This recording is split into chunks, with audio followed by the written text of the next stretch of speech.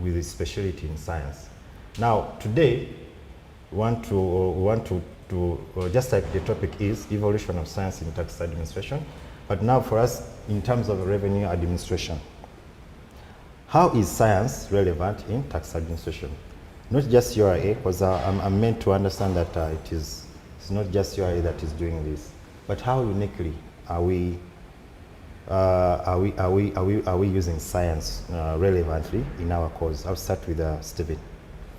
Well, thank you, Sally, and that's a good question.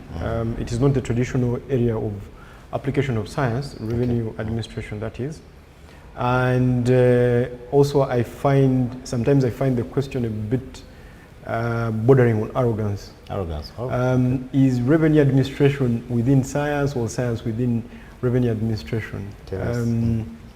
While science has been applied quite more intensively in other areas of our lives, I think it has only started to take root, and that is structured so, okay. in a structured way. Okay. But in revenue administration, we are applying science in developing policy, coming up with tax policy, in closing loopholes that exist within our taxation or tax statutes, in verifying what the taxpayers are reporting to the authority. These days we have what we call science-led audits. Science-led audits. Okay. Where we go into, let's say, manufacturing entity especially, and apply scientific methods and techniques and inquiry to determine whether the taxpayer is being open or fully compliant. Shortly, voluntarily compliant with the tax laws. We are also using science to protect the environment and also to protect revenue through what we call disposals. Disposals is a process that you go through to, for lack of a better word, destroy items that get into the country through border points if they are deemed not fit for our market. And of course we share that mandate with the UNBS. So UNBS will condemn those items, and then because those items are under our custody as customs, indeed URA, then we can say, please go on and destroy these items this way. You're the guys who yeah, but also sometimes those items may not really qualify to be destroyed, but to be downgraded. So for example, if you bring in sugar and that sugar is water soaked, it's not fit for human consumption, then we can say you cannot put it on the market for human consumption, but then you can downgrade it to animal feed. That way we are safeguarding revenue. Perfect. But there are also other applications, like I think Charles will elaborate. But I think it's important to note that I think the world is now more scientific. The application of science. And actually, when you say that the world is now more scientific, I think even the president, in most of his speeches, I see him emphasizing science. In not only, well, I think in various fields, innovations and all that. Now, you talked about policy. How best can you, what are some of the policies that have been suggested by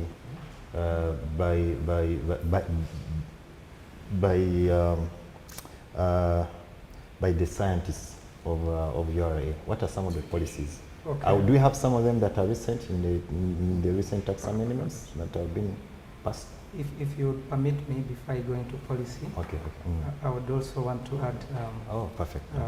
Just to what Stephen has said. Indeed, when you talk about science in the revenue administration, many may not believe that it's a place for scientists to thrive. But in the actual sense is, like he says, the world today is really turning towards science, and that's a place where you advance technology, solve a lot of problems. So the revenue administration cannot be left behind in science. The science aspect really gets back for the revenue administrations, if I can just mention a few of them. In the EU, in Spain, for example, a parcel was delivered to the Prime Minister. Okay. And the parcel was feared by, most of the officers because they suspected something wrong was with the parcel. Okay. So they had to give it to someone who was courageous enough. One of the customs officer then was a chemist. So they took in this parcel and tested it. First of all, they detonated it. It was a bomb. It was a bomb. They detonated it. This is They a true story? deactivated it. Okay. Yes, Okay. true story. Okay. 1860 200 years something. ago. Yeah. So they deactivated it, Okay. and then he tested it in the laboratories. Then, of course, most of those European countries, labs like in the revenue administration are normally called customs laboratories. Okay. So from then, the laboratories started to come up. In England, for example, in the year 1870, the first customs lab was put in place. Come to 1875, France developed a customs lab. And then you come to 1878, the USA, that's when they brought in customs laboratories. So they started to test goods that are arriving at border points and different places. So you can see that in Africa, the first lab, I think, was in Egypt. Actually, I was coming to that. What In about 1906. eh? 1906. 1906. Okay. So you can see that this idea is far-fetched. So come to Uganda and in East Africa. In East Africa, Kenya established the first In East revenue Africa? laboratory. Okay. That is under Kenya Revenue Authority. Now, in Uganda, we come from around 2010, 2011 financial year. Okay. That's when the idea is mooted, but before that we had chemists who were actually now working, they were working without the laboratories. Without your So they were giving solutions to the revenue administration, but they didn't have tools to use. Where was it situated? Because if you're saying that by that time, By that time, section, and it was right here at the headquarters. headquarters. But the tower wasn't here then. Of course, 20 years So ago. just behind this tower, there was a small, tiny building. Okay. And that's where the chemists used to be. Now, in that space, they used to be consulted, but they didn't have equipment. So whenever they would get samples, they would take them to other laboratories, outsource the services. So now, come to the present day position. We of course, in 2010, 2011, we got a container, put a few basic equipment, and then we had a lab, a mini lab. Of How big some was sort. it? How big was the container? Oh, 40-feet container. 40 feet. Okay. Yeah, 40-feet container. So in that container, we did some work in that container. We were highly limited. Yeah, highly limited. Eh? So yeah, In terms of resources and, Yes, and yes. even the staffing, I believe. even the staffing. Okay. But- now, but now I- back to the question of policy. Yes. Now, Because this is a very Yes. good, interesting Yes, historical now perspective. policy. Yes, science has really made inroads in the area of policy, but really also trying to make more impact as we go across. Now, the areas where we've made inroads include, for example, you look at the alcoholic beverages. Okay. Alcoholic beverage and non-alcoholic beverages. You find that before you determine an item to be alcoholic or non-alcoholic, you need to know whether that product has alcoholic content in it. So proposals were fronted by scientists, and the scientists... Our own scientists. Yes, our own scientists. Okay. They come up with proposals to state that products like this should be under the alcoholic category. Talk about the kombuchas of the day. Okay. The kombuchas of the day, they are what we call alcoholic kombuchas and non-alcoholic kombuchas. Okay. So, When you talk about alcoholic beverages, do we? I'm not hearing anything to do with how are they called, energizers, those energy drinks. Are they all part of the? Are they part of the policies? Is there any policy that has ever been made concerning them in terms of digital and all that? yes, I know that the energy drinks are part of the products under the digital stamps. They have to have a digital stamp, and when a product has a digital stamp, it means it has to pay excise duty. So, but yes, for monitoring purposes, science has a role in that Okay. because you have to confirm whether actually a product is an energy drink or not. And Saleh, I think to add on what Charles has brilliantly captured, okay. it's important to understand that as time has moved on, our policy and the design of that policy has first evolved. Okay. I just a fun fact: if you go and look at the compendium of domestic tax laws, Okay. and you search the word chemicals, Chemicals. it appears 26 times. 26 times. When you type in the word oil, it appears 16 times. 16 times. Odd. So I am very sure I could bet that 2, 3, 4 years from today, the appearance of the word chemicals will have more than tripled. Tripled, Because we are first being defined by a differentiation that is based on science. Those days, I think we are getting away from the times when we used to say that if it quacks and walks like a duck, it's a duck. It's a duck, yes. True. It could actually not be a duck, it could be a turkey, A turkey. right? So what I'm saying is that the product formulation and the policy thereof has to evolve with the times. It's time. Okay. I'll give you an example. When you look at, I think, section 21, I think subsection 1Z, they provide for the exemption of income derived from agro-processing. Processes, okay. But the definition of that agro-processing then is defined in subsection 2, and it includes the conversion and change in state, you know, and for you to qualify, you have to meet that threshold of having converted. Now, there is no way you're going to prove that without going through a scientific process. Okay. And I think it's important to note at this point that science is a sort of like a system of knowledge that concerns itself with the physical world and the phenomena thereof, and entails unbiased observation and systematic experimentation. I have never found a definition that defines life, because that exactly It's relative. Someone has to define it. yeah, so it has to define it.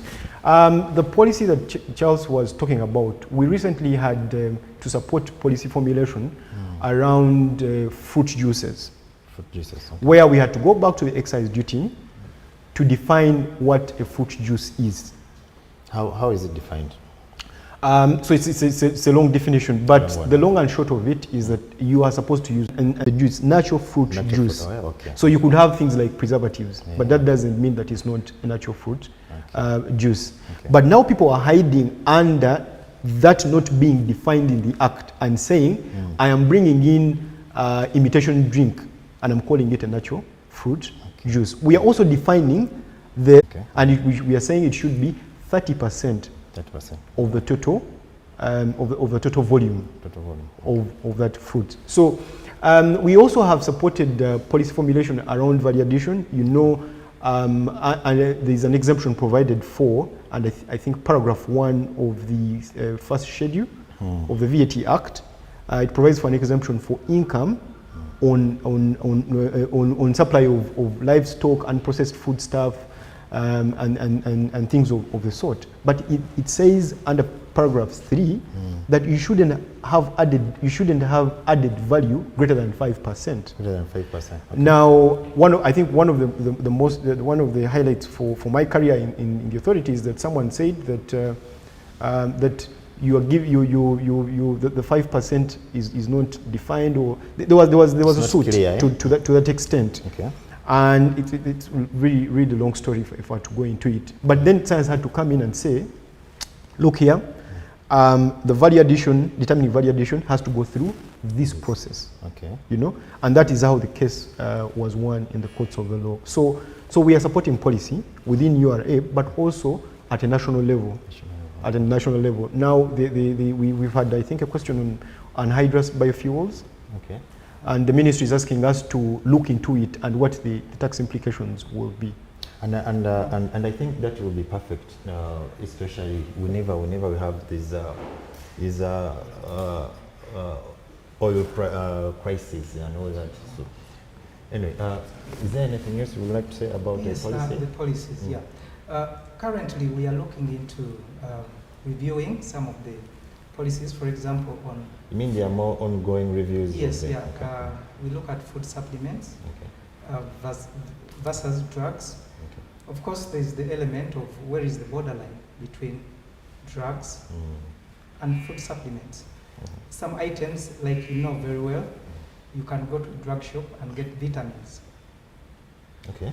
Vitamin C. Now, another vitamin. person can call it a drug, another one can call it Supplement. food supplement. Okay.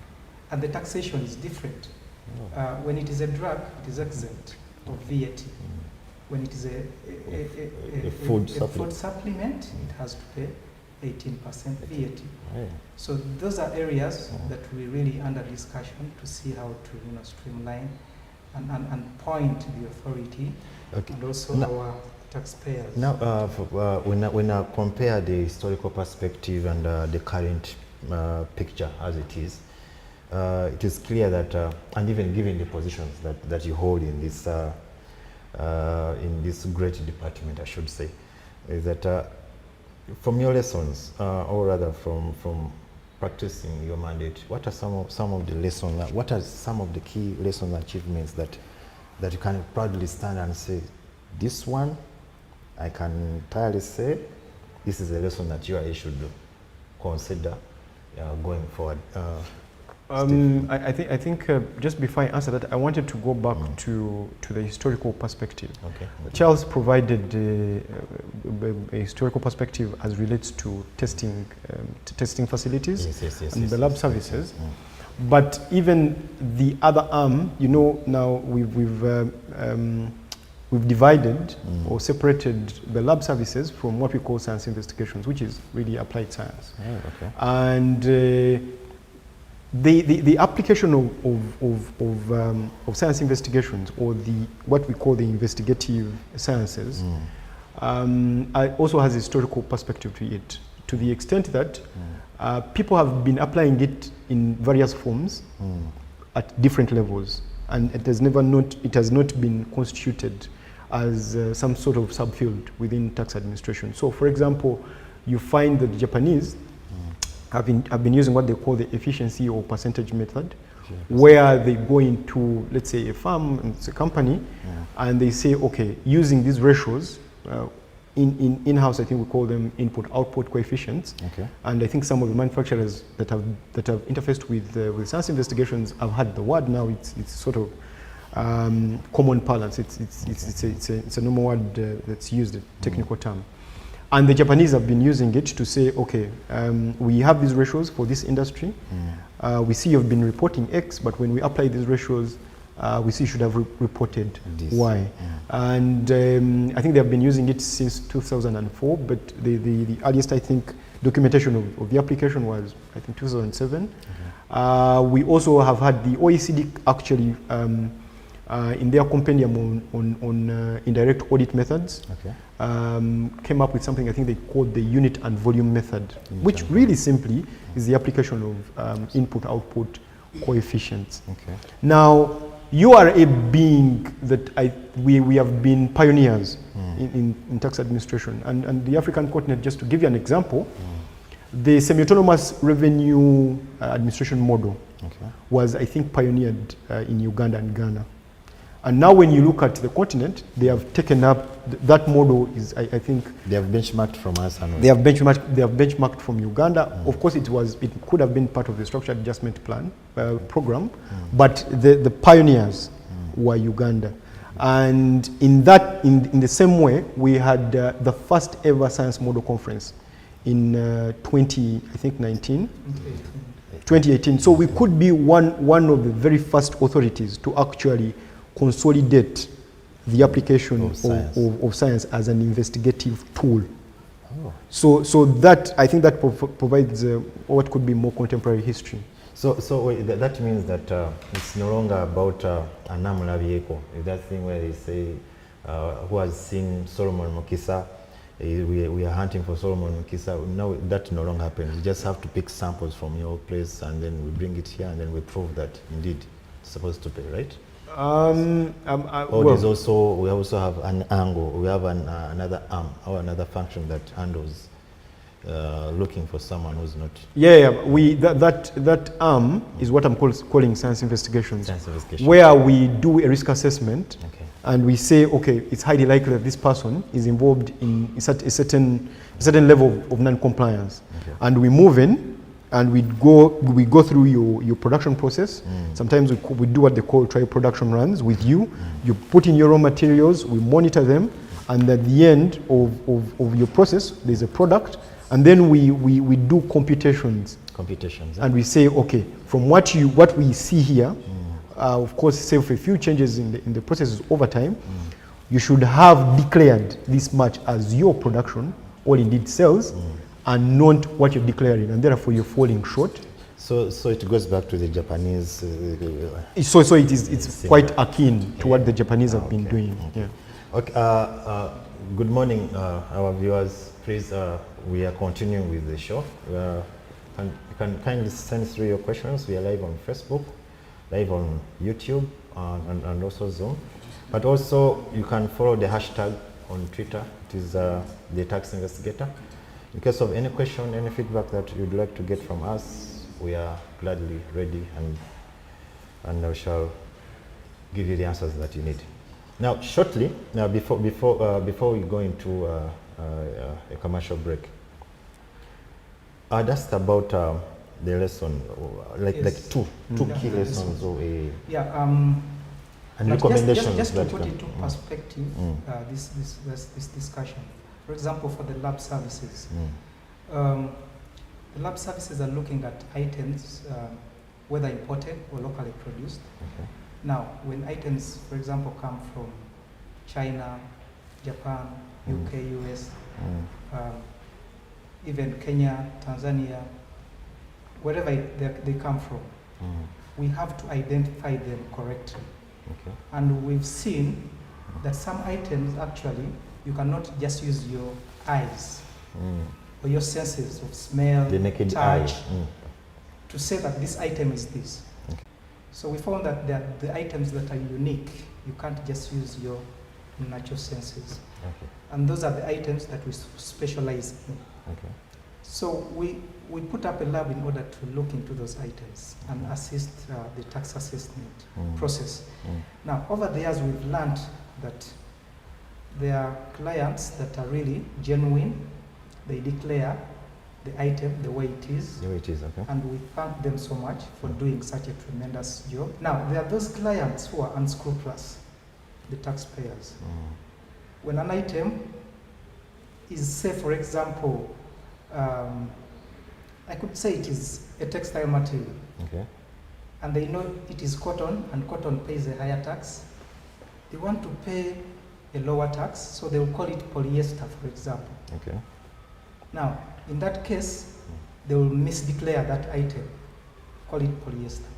But thank God we have the customs officers and the verification officers. They get suspicious and say, no, this item cannot be polyester. Okay. So they will send a sample to the lab. Now, over the years, we've learned that really we have both sides, the very genuine taxpayers and those that are unscrupulous. And we've seen that these cases continue to grow if they go unchecked. And so we had actually to intensify and also increase capacity in the laboratories to make sure that we look at these risk areas and make sure the compliance levels rise. Progressive. So we've seen over the years, when we started out in 2012, 2013, that 2014 misclassifications were high for textiles, tiles, and other items. Now, we saw that the items where we intensified our activities, we could see a reduction. Right now, most of the analysis that we do, we find that 50% reduction in misdeclarations. 50%? Yes, Okay. for example, in textiles and tiles. So we've learned that we need to keep checking what is happening. So we get in touch with our customs officers. They send us the samples, we test them on a regular basis. And we find that whenever a client has underdeclared, they have to pay a top-up amount. But also, we've learned lessons that But let me cut you short. Now, when you talk about the customs, our customs colleagues sending samples to the laboratory. Yes. Does it mean that the taxpayer has to wait and we should wait to clear the goods until the results of the samples have been? What if it takes a week or more? Very good question. It is two-way really. There are those items where we get the sample and then we allow the consignment to be released. Okay. That means we can do an undertaking with the taxpayer. Okay. It's called conditional release. Okay. Now, in that undertaking, the taxpayer is actually acknowledging that in case the analysis results turn out different, then they will have to pay a top-up fees. If it turns out the way they had declared, then they will have no liability to URA. But there are other cases when we know that the items could be actually dangerous. There is a potential that this item is dangerous to the community, to the consumers. Items like, I would say, cosmetics, if they contain hydroquinone and mercury, if a consignment is held or seized, we have to first produce the results before they are released. There are also what we call precursor chemicals for making narcotics. Precursor chemicals can also be, there are those precursor chemicals that can be used to make improvised explosive devices. Now, if we realize that this client did not declare these items correctly and we have suspicion, we cannot release such items. Because imagine, you've released a chemical that has potential to be used to make a bomb. Yeah, I'm getting. So you can see that issues of insecurity can arise in that case. Or a cosmetic which is dangerous. The ones that are used for bleaching, eh? Yeah, bleaching. They contain hydroquinone. Hydroquinone is carcinogenic. And carcinogenic, I mean, over the years, you continue to use, you develop cancer. Yes. So now, viewers, for our viewers who are listening, now this is let this be a lesson that that our scientific team, or should I let me just call them the scientists, they are not sleeping, of course. So we continuously have seen on media many and those people who are under declaring their goods or misdeclaring, I think, who are being busted and are being arrested and their goods are being confiscated. So we encourage you that even those, if you happen to go to a market, I mean, to the shop, market or supermarket, and you happen to see any colorite, or any bleaching, lotions and Vaselines, we encourage you to always report. Our team will always handle all that. Please, we encourage you to send through those questions. There's a question that's coming through that has come from Zoom that I think we shall respond to it after a short commercial break. And when we return, we are going to would like the team here to paint the picture of the future, since they are the scientists. So we'd like them to paint the future of science application in URA, Uganda, and East Africa, especially where they work with other laboratories and all that.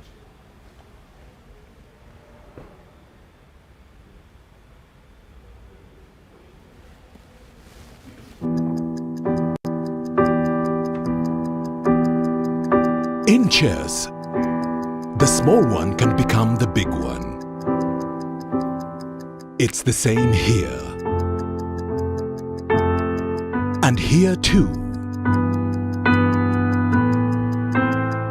Watch every move. Record every number so you can plan better.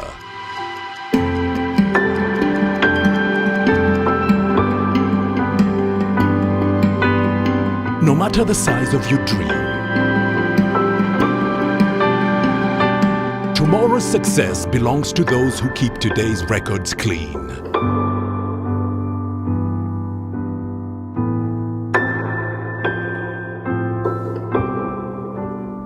File your returns today. Uganda Revenue Authority. Developing Uganda together. That's my little angel Rose. Together with millions of other children, my daughter Rose is assured of learning something new every day. Moses, my husband, just like many other commercial farmers, has his business supported so he can provide for us.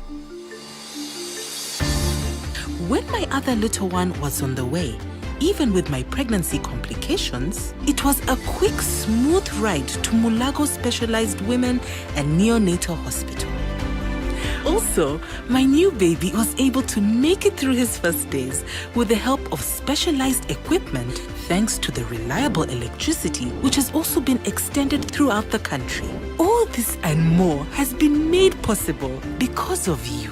Join us and together let's do more for our country. Get your free team instantly at www.ura.go.ug. Thank you for paying your taxes. Uganda Revenue Authority. Developing Uganda together.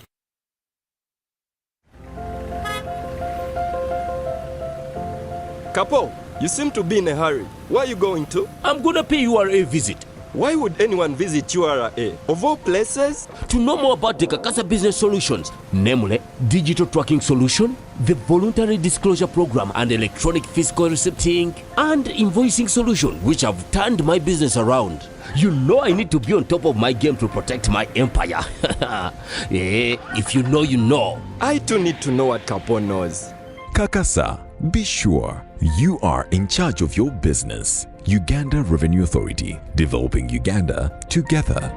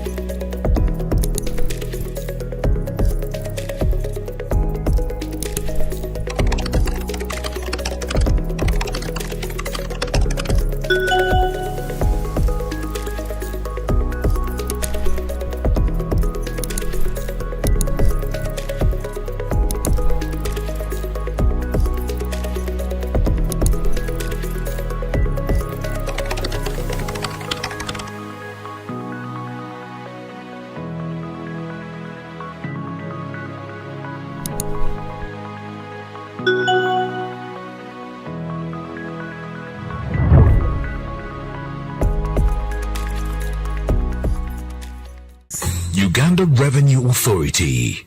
Developing Uganda together.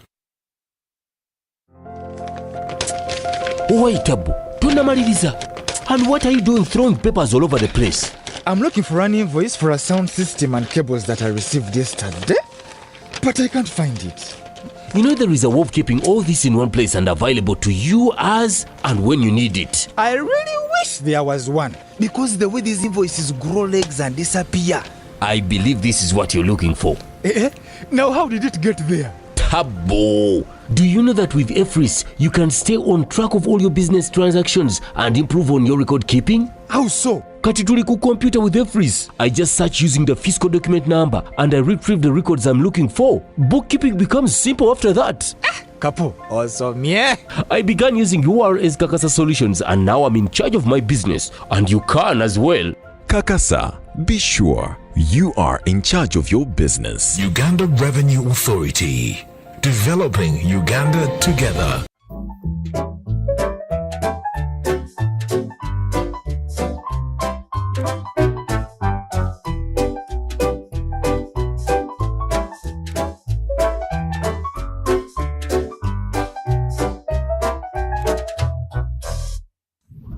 masses, my name is Street Alert is the show. Guess what? Ndi kwaluwa pake sawa zinongera nze kumanya abasuubuzi bayo chiche bamanyi ku tini number. Tini number. Bamanyi tini number. Bamanyi ekola mugaso ki. Eina mugaso ki bani abazigaba. So tujoininge konga tugenda ku Street Alert ngira tugenda batukola interview yaffe ku bantu benyini omu abasuubuzi abenjawulo n'abantu benyini abakolera emirimu kinoomu batubulire tini number bazimanyi chiche bamanyi ku URA ye bannange ngoberera nga tugenda mu maaso. Njagala kumanya tini kyeki. Tini number ekintu bazze bakituyingizaamu naye ate tukitya. Kati tini number eyo kubagerekera omusolo we batugamba. Ina mugaso ki. Tini eyamba gavumenti. Tini eyamba gavumenti.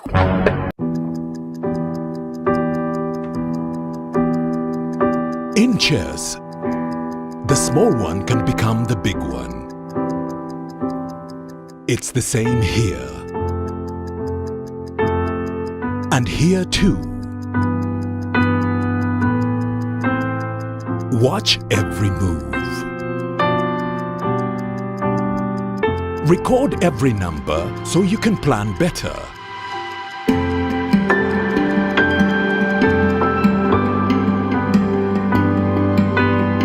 No matter the size of your dream, tomorrow's success belongs to those who keep today's records clean.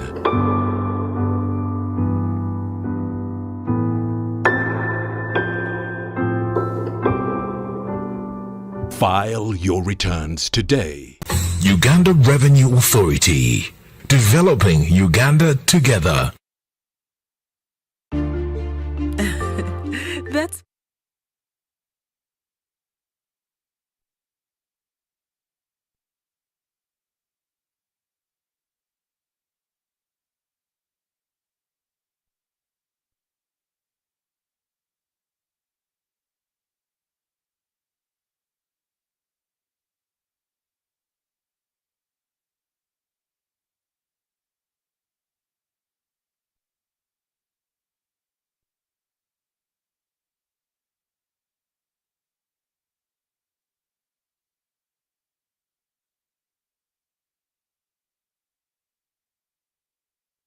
just like when you're eating a sugar cane, the best part is not at the top but on the other side.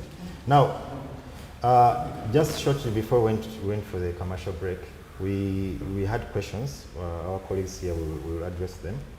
The first question came from our first question came from YouTube, from a lady called Kellen Katushabi. Yes, Karen Katushabi, thank you for tuning in. She's saying that okay, she wants to know more about excise duty. What are the rates? What is the percentage of? But what is the percentage rate on excise duty for alcoholic contents, alcoholic products? Of course, our colleagues here will respond to them. Then the other question was from Sana. It is coming from Zoom. Is asking about how taxpayers in distinguishing. There's a contest between ceramic tiles and porcelain tiles. So we have good enough to have our representative from the laboratory services, and he's going to respond to that. But before we respond to those questions, we want the team here to paint a picture and even tell us what are some of the lessons that they have learned from exercising their mandate as scientists and all that. Okay, thank you, Saleh, and thank you for those that are tuned in. Over the period that we applied these techniques or the applied science, we recognize that the taxpayers or those that are really unscrupulous are turning away from the traditional evasion techniques or methods. They're also evolving. They are also evolving because, and thanks to the domestic tax department and their audits section, they are starting now to look at the other value drivers. So instead of not returning rightly using whatever accounting techniques or engineering techniques, I then will say I'm going to under-declare my production, because I know while I'm under-declaring my production or actually misrepresent my manufacturing or production process, it's highly likely that the traditional audit tools and techniques may not be as potent, or they may not be able to catch them, if I could use the phrase. So we are seeing a shift towards playing around with the manufacturing processes and the volumes that come out of it. So we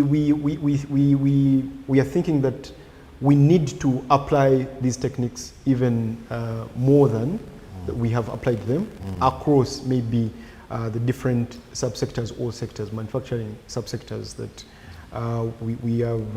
we have seen. Of course, we have had a lot of emphasis, or we have tackled that form of tax evasion in the beer industry, in milling, in the spirits subsector, and quite a number of drinking water. We are seeing quite some significant evasion.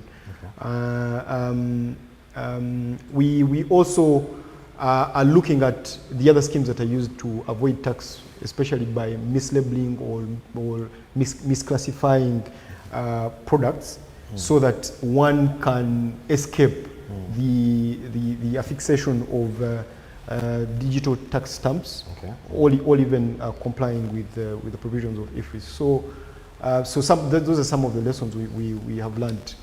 Yeah. That's on the science investigation. Yes, just on the science investigation. So the lab, Chelsea's lab services, we know this is a journey. But you always for know the what's differentiation. happening. Definitely. Yes, Charles. Yeah, we are seeing, due to the advancement of technology, that actually items may look very, very similar. But yet different. Similar in terms of the naked eye. Yeah, when you look at the item with your own eye, they look very similar. But when you look at the intrinsic properties, some of them are actually different. And when it comes to paying taxes, it matters to be very clear what item it is exactly. So over the years, we've learned that yes, there are some items. For example, I will tell you some shoes. Some may look like leather, but they're actually not leather. So you may find a client saying, my item is leather. Declaring it as a leather, synthetic leather? Or synthetic leather, synthetic leather. Yet it is probably leather. And you know, leather pays a higher tax. Because leather, being the quality and the durability, will attract a higher tax. There are fruit juices and food products that are actually artificial in nature. They're artificial, and then there are those that are natural.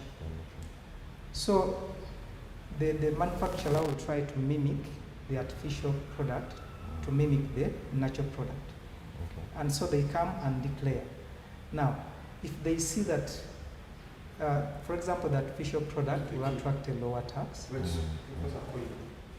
or the other way around, then the taxpayer will want to go where the tax is low. The tax is low, yeah. So the lab services become very important in helping the taxpayer and also the revenue authority in actually identifying this item very correctly. So over the years, we've learned that we can't take things for granted, because technology is advancing and things are being turned into so many things to look the way the manufacturer desires, and to also influence the market they want to influence. I think thank you, Charles, and lest I forget, what we've also come across over a period of time is that when we go into a manufacturing entity and we take them through the process of studying your inputs, taking them through the conversion process, and then the products that come out of it, and the process of looking at the production information and the data, some of the taxpayers have actually discovered that they are losing, in terms of production waste, they are losing a lot more than they should be losing. So some of them, with application of that technique, they have become more efficient. And because they're generating less waste than they should actually be generating, but also then they also become more aware of, let's say, the incentives regime that exists for manufacturers, how they can source raw materials. Because from our broad knowledge of the different industries, we know what exactly is taking place. And when we have this conversation, we found that the taxpayers that actually mean well have abstracted some advantage from our visits. Now, you talked about, just talked about not taking things for granted, using the laboratory skill sets and all that. Now, does it, I think now, when you say that not taking things for granted, now, this is the point where I'll bring you that question of the Islamic issue. Yes. Can we address that? Okay, and that the person of course, who asked the question of course, can repeat Sana. the question. Of course, the question was, of course, you are, okay, Sana, I don't know whether it is a he or a she. I read, he's saying, I read that all tiles are ceramic tiles, but we have porcelain tiles and ceramic tiles etc. in the IACMA and other tax documents. Wouldn't a smart importer argue this matter and win? How has TID brackets scientists assisted in distinguishing these items and remove the gray areas? Sana, thank you for that brilliant question. Indeed, on a day-to-day, we interface with such cases where we upload samples of tiles, and the argument is between our customs officers and the client. The client is saying, my tiles are ceramic. Then customs is saying, based on what we see, these tiles are porcelain. So now, the issue has to be exactly concluded. Now we want to remove objectivity because the other person is saying this and another person. So we are removing subjectivity. Now we want to bring it to objectivity. The best way to do that, take the sample to the lab. And in the lab, being able to solve such issues. So we take the sample to the lab, we analyze it. And when we analyze, normally for a tile, we will do what we call a water absorption test. So you see that the water absorption capacity of a porcelain tile globally is less than 0.5%. Higher than that, it is a ceramic tile.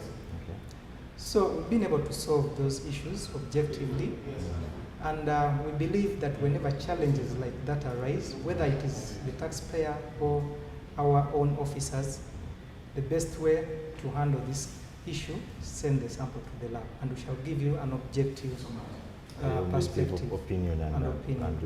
Yeah. Now, I have a feeling that before science was introduced into tax administration, especially in URA, I have a feeling long time they used to prove. How do you think it was proved? Did they used to just heat it to prove that this is porcelain and all that? Or what do you think? Of course, there are rudimentary ways of doing things. And really, this science has evolved over time. That people began rudimentary, then they started to standardize. Now, in the laboratory space, it's a standardized space where conditions are constant, such that when you test a sample, same sample, in different places, you are sure of getting same results. But if you vary the conditions and the way you do and the procedure and all that, you find that you arrive at different results. And yet the implications are big. Because if someone brought a very huge consignment of tiles and you declare them, for example, porcelain, they have to pay a higher tax. Or you declare them ceramic and they're actually porcelain, then the revenue authority loses tax. Now, Sana, I think now you have the answer. In case you have any other question, you can ask. We encourage you to continue following us. Of course, the video will be uploaded on our official YouTube channel, and the link will be shared everywhere. Now, Steve, back to you. On the question of excise duty, and I think the person might be interested, especially in the fruit juice or any other information that we'd like to share with them. What is the excise duty rate for the fruit juice? Okay, I think the question covered also alcoholic products. Yes. Now, in a general sense, alcoholic products are products that contain alcohol, right? In varying concentrations. Ethanol, which one? Because, ethanol. Okay. Ethanol. So you will have a drink that is 2%, one 10%, 40%, and thereabout. Okay. Now, from that, from a broader perspective, you have that scoped out from between item 2, which covers beers, okay. Item 3, which covers spirits, okay. And then I think item 4, which covers wines. Okay. And there are different rates for that. Okay. So, but also when you go under item 2, which is the beers, you'll find that it's broken down into malt beer, beer whose local raw material content 75%, okay. And beer made from barley that is grown and malted in Uganda, and there are different rates that apply. So I'll tell you, malt beer, the typical malt beer will pay 60% or 1,860 shillings per liter. And then when you go to spirits, there's also a breakdown of the different rates. So you have undenatured spirits from material grown with or sourced from locally, which will pay 60%, and then undenatured spirits that are imported that will pay 100%, and then you'll have I think item 3C, ready to drink, which will pay 80%, and then you go into the wines. So there are different rates, and what I would advise, especially taxpayers, is to go to the Excise Duty Act and look, read it, understand it, try to conceptualize it, and then look at the rates. There you get, I think, better information. Okay. I would like to supplement what Steve said, but from the laboratory angle. Of course. Now, before you determine that the item is actually alcoholic or non-alcoholic, because you know that, like he has said, alcoholic products will pay excise duty. Non-alcoholic products don't pay. But even the rates of alcohol content can actually determine whether a product is a wine, whether it is a spirit, and these days we have spirits which are used for sanitizer. You know, those are exempt from VAT. The spirits that are used for making beverages are not exempt from VAT. And also the rates of, when the alcohol percentages go higher, then they become industrial spirits that they are not used for making beverages. But for yes. And you see, we also have what we call the denatured alcoholic products, where they add things like methanol, meaning that product, when you just add methanol, it will be used for other purposes rather than alcoholic beverages. That means it won't pay excise duty. Now, the lab. How that can be determined? The lab will be handy in determining the alcohol contents of different alcoholic beverages before you even know what taxes to impose. Now, evolution. Back to evolution. Now, where do you project the future of science in URA's mandate? What's the projection as science investigations? I think the application of science in URA and indeed tax administration is going to become more important, and I think it's going to be more widely used or applied in dispute resolution. That is, a taxpayer will come and say, well, I was audited and this position was arrived at, especially with the people that are in industrial practice or manufacturing, but I think it is wrong. So we will come in most times to act as arbiters, as the sort of the third parties, because science is objective. We're also looking at, and with the foresight of the administration, with the Commissioner General has allowed us more numbers. So in terms of staffing, so we think are going to be more widely deployed, and we are also looking at becoming more proactive. So our traditional model was that we have a client, sometimes it can be an internal client, let's say domestic tax, or even from outside the domestic tax now. But we now want to lead the narrative and say, we are looking at this, we are looking at these risks that are emerging. This is what we are seeing in form of, let's say, a brief, you know, and we send it to our clients. We also, like I did mention, that we are now getting we are getting requests for, let's say, ministries, especially Minister of Finance, that requires us to help them sort of interpret and formulate policy, and to make it foolproof, to make it objective. So I was telling you about the fruit juices, where we are talking about 30%. We had to ask ourselves, is it actually to produce a fruit juice that has pulp 30% pulp of the total volume and still consume it? You know, so we are looking at broader application of science from a tax perspective, but also now to national policy level. Now, thank you, Stephen. Now, when you speak about the future, it's really a very bright future. In less than a minute, what's your advice to taxpayers? Of course, we will come to Chelsea as well. But what's your advice as we end the financial year? What's your advice to taxpayers? I think the advice is very simple. Is for the taxpayer to declare fully their tax affairs and indeed pay a fair share of the tax as they should pay, because that's a patriotic duty. And it's a civic duty for all Ugandans. And then also to let them know that if that is not done, we have the tools and techniques now, of course, scientific, bring you into compliance. To bring you into compliance, and usually that comes with penalties and interest, which I don't think is the best position to be in. Thank you, Stevie. For our taxpayers who are listening or watching, you had the man. Is the acting manager science investigation is coming for you if you do not voluntarily come into the bracket. Yes, briefly, Charles, what is the projection as the head of laboratory services that you're in? What's the projection of your mandate in terms of revenue administration? Thank you, Salih. Yes, right now, as we speak, we have lab services only at the center, that is at the URA headquarters. Okay. But we are seeing ourselves develop satellite laboratories, and these laboratories are going to be at different border points. Talk about Busia, Malava, talk about the major entry points. Yes, the major entry points. Okay.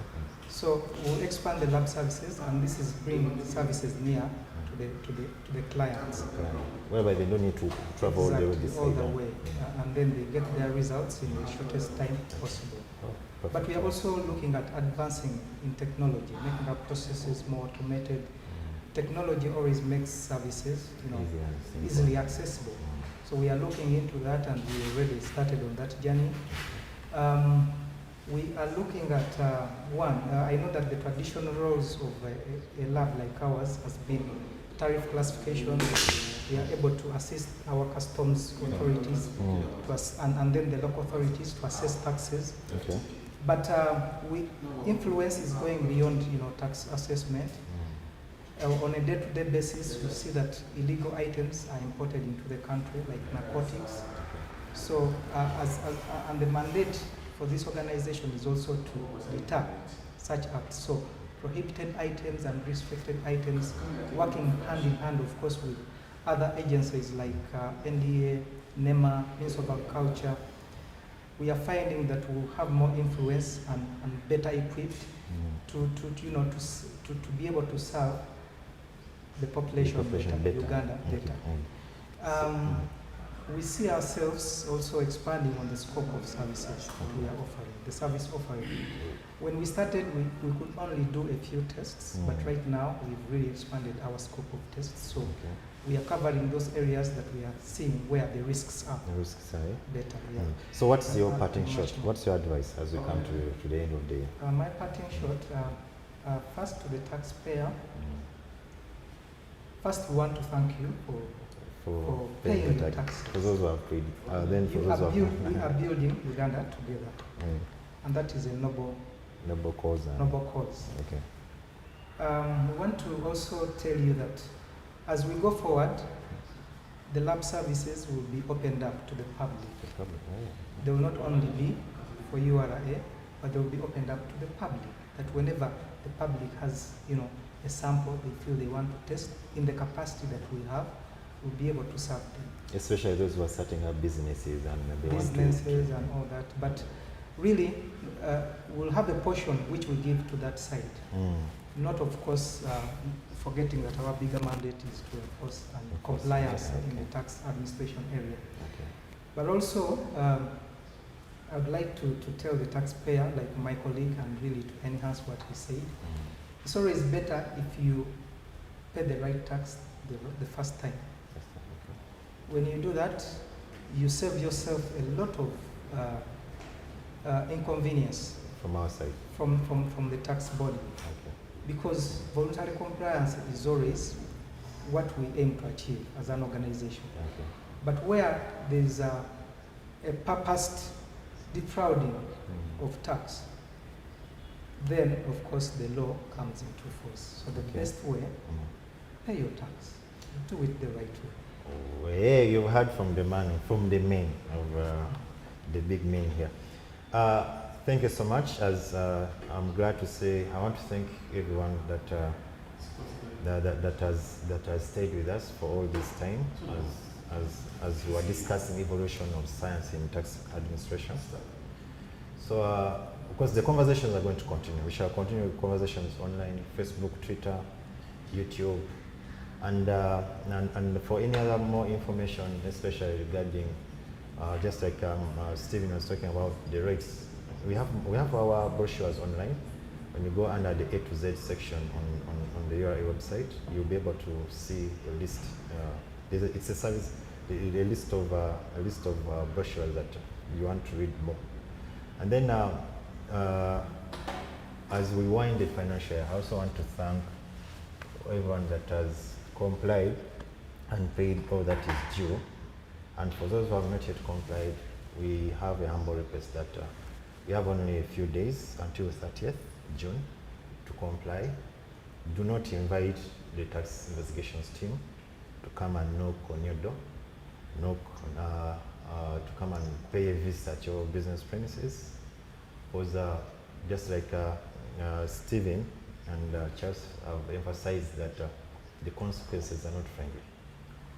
Now, of course, as other departments handle the tax education and also to support you, the tax investigators will not be good on your side, because all that you have to do is to comply. Other than that, I want to say thank you. Until we meet next time, adios.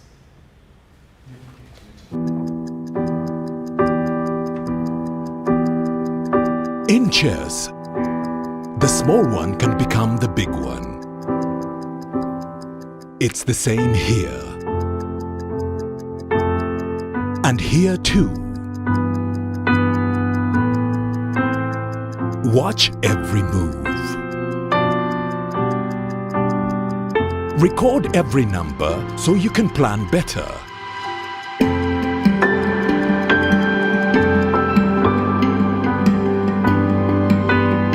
No matter the size of your dream, tomorrow's success belongs to those who keep today's records clean.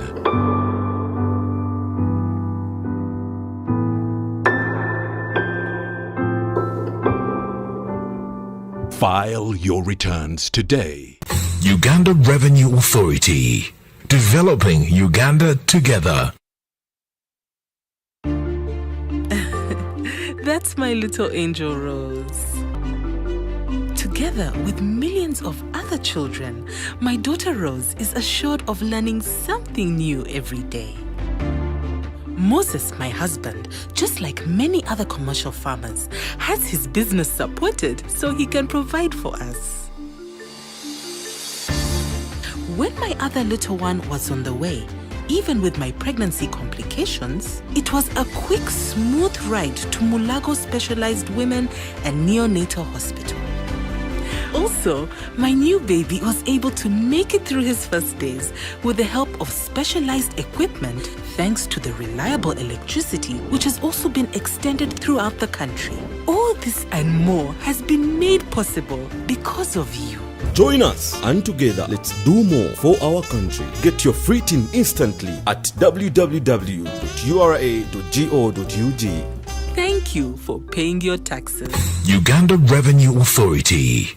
Developing Uganda together.